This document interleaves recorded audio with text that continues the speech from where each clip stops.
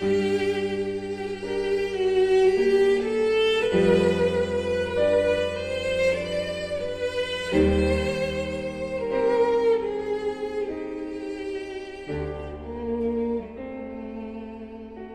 Audiobook presents A Tale of Two Cities by Charles Dickens. Book the Second, The Golden Thread. Chapter 24, Drawn to the Loadstone Rock. In such risings of fire and risings of sea, the firm earth shaken by the rushes of an angry ocean which had now no ebb, but was always on the flow, higher and higher, to the terror and wonder of the beholders on the shore, 3 years of tempest were consumed. 3 more birthdays of little Lucie had been woven by the golden thread into the peaceful tissue of the life of her home. Many a night and many a day had its inmates listened to the echoes in the corner, with hearts that failed them when they heard the thronging feet, for the footsteps had become to their minds as the footsteps of a people, tumultuous under a red flag and with their country declared in danger, changed into wild beasts, by terrible enchantment long persisted in. Monseigneur as a class had dissociated himself from the phenomenon of his not being appreciated, of his being so little wanted in France, as to incur considerable danger of receiving his dismissal from it, and this life together. Like the fabled rustic who raised the devil with infinite pains, and was so terrified at the sight of him that he could ask the enemy no question, but immediately fled. So Monseigneur, after boldly reading the Lord's Prayer backwards for a great number of years, and performing many other potent spells for compelling the evil one, no sooner beheld him in his terrors than he took to his noble heels. The shining bull's eye of the court was gone, or it would have been the mark for a hurricane of national bullets. It had never been a good eye to see with, had long had the mote in it of Lucifer's pride, Sardanapalis's luxury, and a mole's blindness, but it had dropped out and was gone. The court, from that exclusive inner circle to its outermost rotten ring of intrigue, corruption, and dissimulation, was all gone together. Royalty was gone, had been besieged in its palace and suspended when the last tidings came over. The August of the year 1792 was come, and Monseigneur was by this time scattered far and wide. As was natural, the headquarters and great gathering place of Monseigneur in London was Tellson's Bank. Spirits are supposed to haunt the places where their bodies most resorted, and Monseigneur without a guinea haunted the spot where his guineas used to be. Moreover, it was the spot to which such French intelligence as was most to be relied upon came quickest. Again, Tellson's was a munificent house, and extended great liberality to old customers who had fallen from their high estate.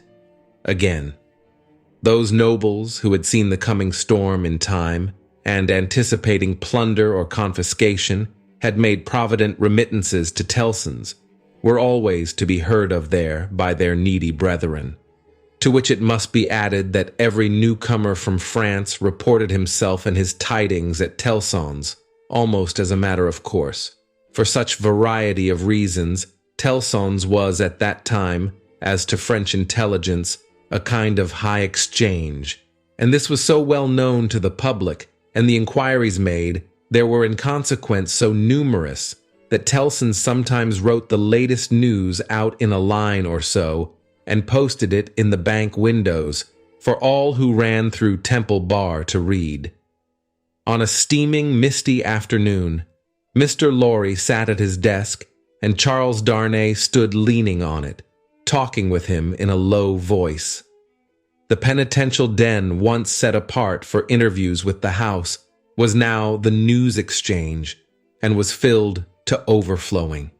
It was within half an hour or so of the time of closing. "But, although you are the youngest man that ever lived," said Charles Darnay, rather hesitating, "I must still suggest to you I understand that I am too old. Unsettled weather, a long journey, uncertain means of travelling, a disorganized country, a city that may not be even safe for you. My dear Charles, said Mr. Lorry with cheerful confidence, you touch some of the reasons for my going, not for my staying away. It is safe enough for me. Nobody will care to interfere with an old fellow of hard upon fourscore when there are so many people there much better worth interfering with. As to its being a disorganized city, if it were not a disorganized city, there would be no occasion to send somebody from our house here to our house there, who knows the city and the business of old, and is in Tellson's confidence. As to the uncertain traveling, the long journey, and the winter weather, if I were not prepared to submit myself to a few inconveniences for the sake of Tellson's, after all these years, who ought to be?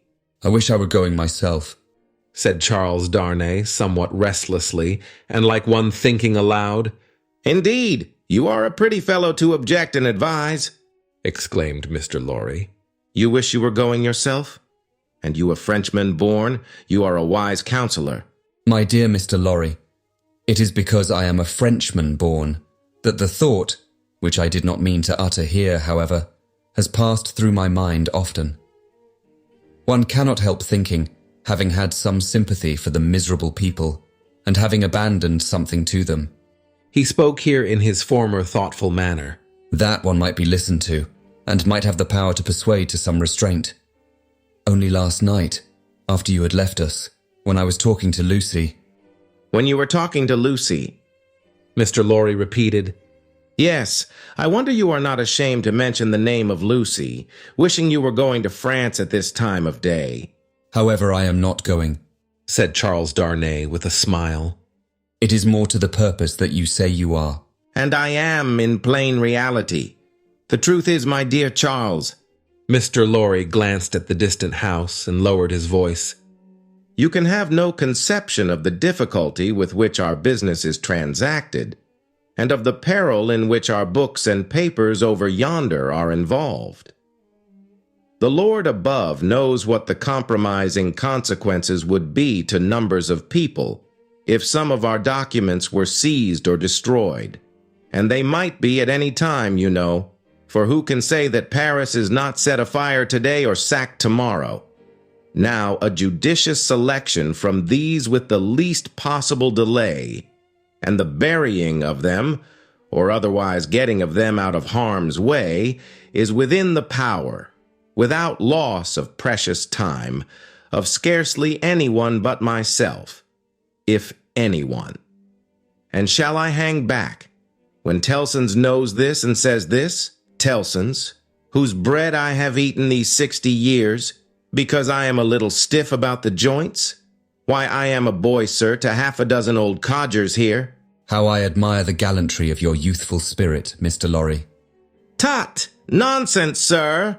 And my dear Charles, said Mr. Lorry, glancing at the house again, you are to remember that getting things out of Paris at this present time, no matter what things, is next to an impossibility.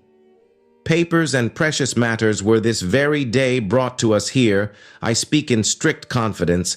It is not businesslike to whisper it, even to you, by the strangest bearers you can imagine, every one of whom had his head hanging on by a single hair as he passed the barriers.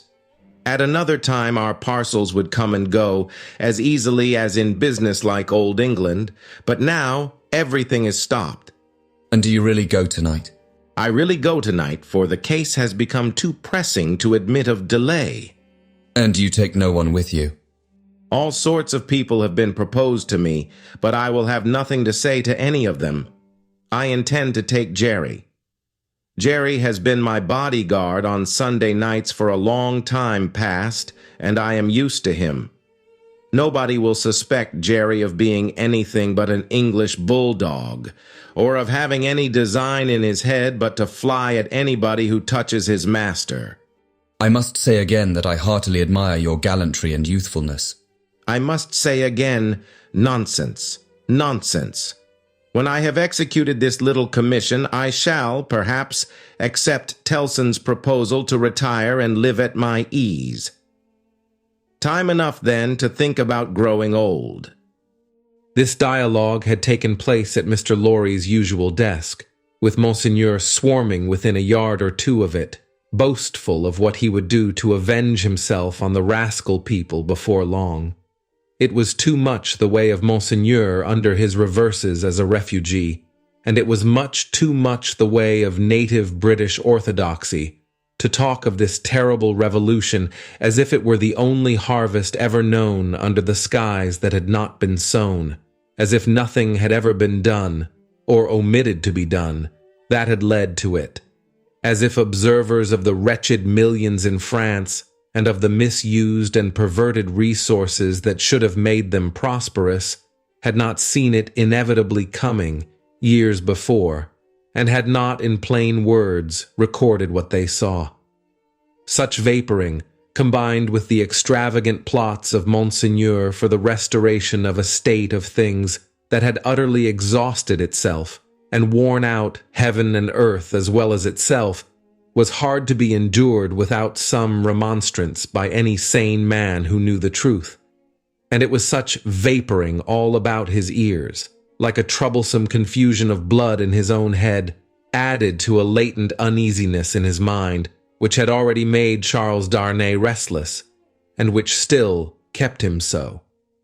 Among the talkers was Stryver, of the King's Bench Bar, far on his way to state promotion, and, therefore, loud on the theme, broaching to Monseigneur his devices for blowing the people up and exterminating them from the face of the earth, and doing without them, and for accomplishing many similar objects akin in their nature to the abolition of eagles by sprinkling salt on the tails of the race. Him, Darnay heard with a particular feeling of objection, and Darnay stood divided between going away that he might hear no more, and remaining to interpose his word when the thing that was to be went on to shape itself out. The house approached Mr. Lorry, and laying a soiled and unopened letter before him, asked if he had yet discovered any traces of the person to whom it was addressed. The house laid the letter down so close to Darnay that he saw the direction, the more quickly because it was his own right name. The address, turned into English, ran, "Very pressing. To Monsieur heretofore the Marquis Saint-Evremond of France, confided to the cares of Messrs. Tellson and Co., bankers, London, England."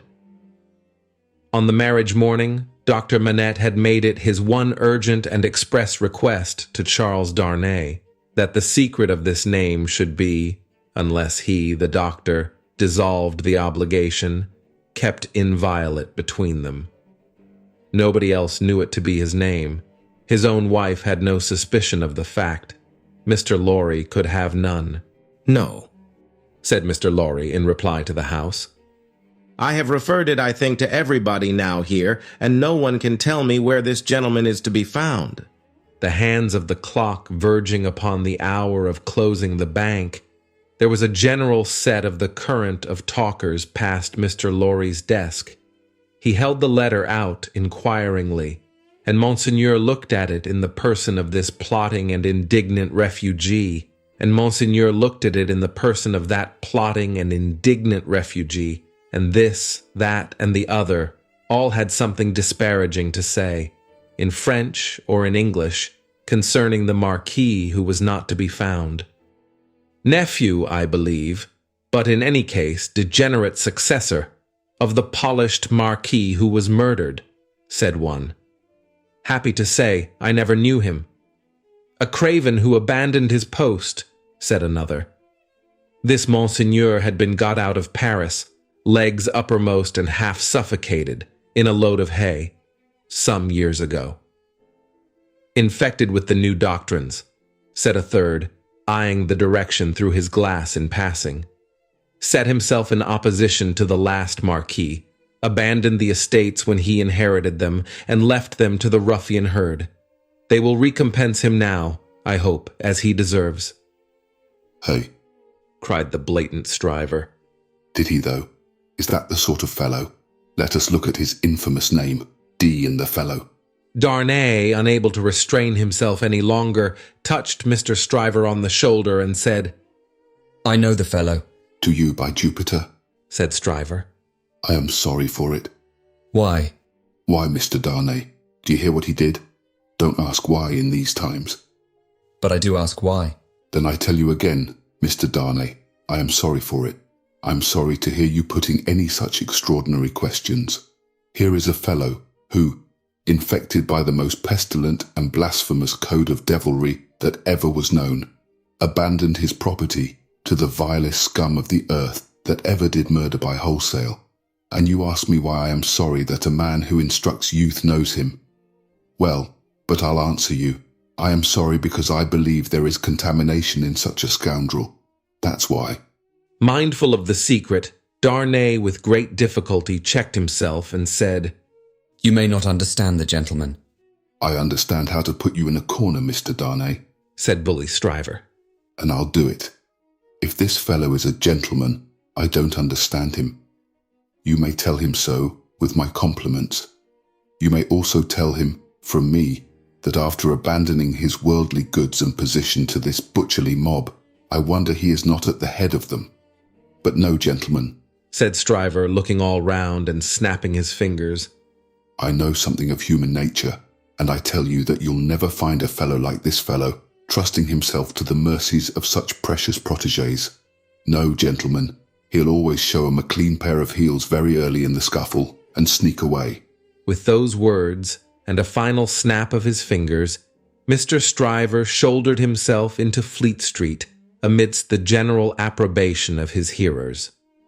Mr. Lorry and Charles Darnay were left alone at the desk, in the general departure from the bank. "Will you take charge of the letter?" said Mr. Lorry. "You know where to deliver it? "I do." Will you undertake to explain that we suppose it to have been addressed here, on the chance of our knowing where to forward it, and that it has been here some time?" "I will do so. Do you start for Paris from here?" "From here at 8. "I will come back to see you off." Very ill at ease with himself, and with Stryver and most other men, Darnay made the best of his way into the quiet of the temple, opened the letter, and read it. These were its contents. Prison of the Abbé, Paris. June 21st, 1792. Monsieur Heretofort the Marquis. After having long been in danger of my life at the hands of the village, I have been seized with great violence and indignity, and brought a long journey on foot to Paris. On the road I have suffered a great deal, nor is that all. My house has been destroyed, razed to the ground. The crime for which I am imprisoned, Monsieur Heretofort the Marquis, and for which I shall be summoned before the tribunal, and shall lose my life without your so generous help, is, they tell me, treason against the majesty of the people, in that I have acted against them for an emigrant. It is in vain I represent that I have acted for them, and not against, according to your commands. It is in vain I represent that, before the sequestration of emigrant property, I had remitted the imposts they had ceased to pay, that I had collected no rent, that I had had recourse to no process. The only response is, that I have acted for an emigrant, and where is that emigrant? Ah, most gracious Monsieur Heretofort the Marquis, where is that emigrant? I cry in my sleep, where is he? I demand of heaven, will he not come to deliver me? No answer. Ah, Monsieur Heretofort the Marquis, I send my desolate cry across the sea, hoping it may perhaps reach your ears through the great bank of Tilson known at Paris. For the love of heaven, of justice, of generosity, of the honor of your noble name, I supplicate you, Monsieur Heretofort the Marquis, to succor and release me. My fault is that I have been true to you. Oh, Monsieur Heretofort the Marquis, I pray you true to me. From this prison here of horror, whence I every hour tend nearer and nearer to destruction, I send you, Monsieur heretofore the Marquis, the assurance of my dolorous and unhappy service. Your afflicted Gabelle. The latent uneasiness in Darnay's mind was roused to vigorous life by this letter. The peril of an old servant and a good one, whose only crime was fidelity to himself and his family, stared him so reproachfully in the face that, as he walked to and fro in the temple considering what to do, he almost hid his face from the passers-by. He knew very well that in his horror of the deed which had culminated the bad deeds and bad reputation of the old family house, in his resentful suspicions of his uncle, and in the aversion with which his conscience regarded the crumbling fabric that he was supposed to uphold, he had acted imperfectly. He knew very well that in his love for Lucie, his renunciation of his social place, though by no means new to his own mind, had been hurried and incomplete. He knew that he ought to have systematically worked it out and supervised it, and that he had meant to do it, and that it had never been done. The happiness of his own chosen English home, the necessity of being always actively employed, the swift changes and troubles of the time which had followed on one another so fast that the events of this week annihilated the immature plans of last week, and the events of the week following made all new again. He knew very well that to the force of these circumstances he had yielded, not without disquiet, but still without continuous and accumulating resistance, that he had watched the times for a time of action, and that they had shifted and struggled until the time had gone by, and the nobility were trooping from France by every highway and byway, and their property was in course of confiscation and destruction, and their very names were blotting out, was as well known to himself as it could be to any new authority in France that might impeach him for it. But he had oppressed no man, he had imprisoned no man. He was so far from having harshly exacted payment of his dues that he had relinquished them of his own will, thrown himself on a world with no favor in it, won his own private place there, and earned his own bread. Monsieur Gabelle had held the impoverished and involved estate on written instructions, to spare the people, to give them what little there was to give, such fuel as the heavy creditors would let them have in the winter, and such produce as could be saved from the same grip in the summer. And no doubt he had put the fact in plea and proof for his own safety, so that it could not but appear now. This favored the desperate resolution Charles Darnay had begun to make, that he would go to Paris. Yes. Like the mariner in the old story, the winds and streams had driven him within the influence of the Loadstone Rock, and it was drawing him to itself, and he must go. Everything that arose before his mind drifted him on, faster and faster, more and more steadily, to the terrible attraction. His latent uneasiness had been that bad aims were being worked out in his own unhappy land by bad instruments, and that he who could not fail to know that he was better than they was not there, trying to do something to stay bloodshed and assert the claims of mercy and humanity. With this uneasiness half stifled and half reproaching him, he had been brought to the pointed comparison of himself with the brave old gentleman in whom duty was so strong. Upon that comparison, injurious to himself, had instantly followed the sneers of Monseigneur, which had stung him bitterly, and those of Stryver, which above all were coarse and galling, for old reasons. Upon those had followed Gabelle's letter, the appeal of an innocent prisoner in danger of death to his justice, honor, and good name. His resolution was made. He must go to Paris. Yes. The Loadstone Rock was drawing him, and he must sail on until he struck. He knew of no rock. He saw hardly any danger. the intention with which he had done what he had done, even although he had left it incomplete, presented it before him in an aspect that would be gratefully acknowledged in France on his presenting himself to assert it. Then that glorious vision of doing good, which is so often the sanguine mirage of so many good minds, arose before him, and he even saw himself in the illusion with some influence to guide this raging revolution that was running so fearfully wild. As he walked to and fro with his resolution made, he considered that neither Lucie nor her father must know of it until he was gone. Lucie should be spared the pain of separation, and her father, always reluctant to turn his thoughts towards the dangerous ground of old, should come to the knowledge of the step as a step taken and not in the balance of suspense and doubt. How much of the incompleteness of his situation was referable to her father through the painful anxiety to avoid reviving old associations of France in his mind, he did not discuss with himself. But that circumstance, too, had had its influence in his course. He walked to and fro, with thoughts very busy, until it was time to return to Tellson's and take leave of Mr. Lorry.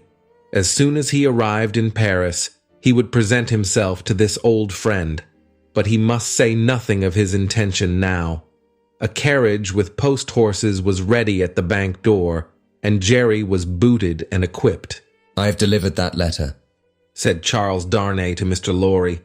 "I would not consent to your being charged with any written answer, but perhaps you will take a verbal one." "That I will, and readily," said Mr. Lorry. "if it is not dangerous." "Not at all, though it is to a prisoner in the Abbaye." "What is his name?" said Mr. Lorry with his open pocketbook in his hand. "Gabelle." "Gabelle. And what is the message to the unfortunate Gabelle in prison?" "Simply that he has received the letter and will come." "Any time mentioned?" "He will start upon his journey tomorrow night." "Any person mentioned?" "No."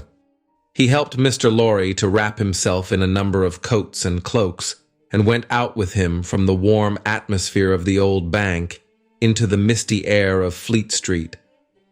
"My love to Lucie and to little Lucie," said Mr. Lorry at parting. "and take precious care of them till I come back." Charles Darnay shook his head and doubtfully smiled as the carriage rolled away. That night, it was the 14th of August, he sat up late and wrote 2 fervent letters. One was to Lucie, explaining the strong obligation he was under to go to Paris, and showing her, at length, the reasons that he had for feeling confident that he could become involved in no personal danger there. The other was to the doctor, confiding Lucie and their dear child to his care, and dwelling on the same topics with the strongest assurances. To both, he wrote that he would dispatch letters in proof of his safety immediately after his arrival. It was a hard day, that day of being among them, with the first reservation of their joint lives on his mind.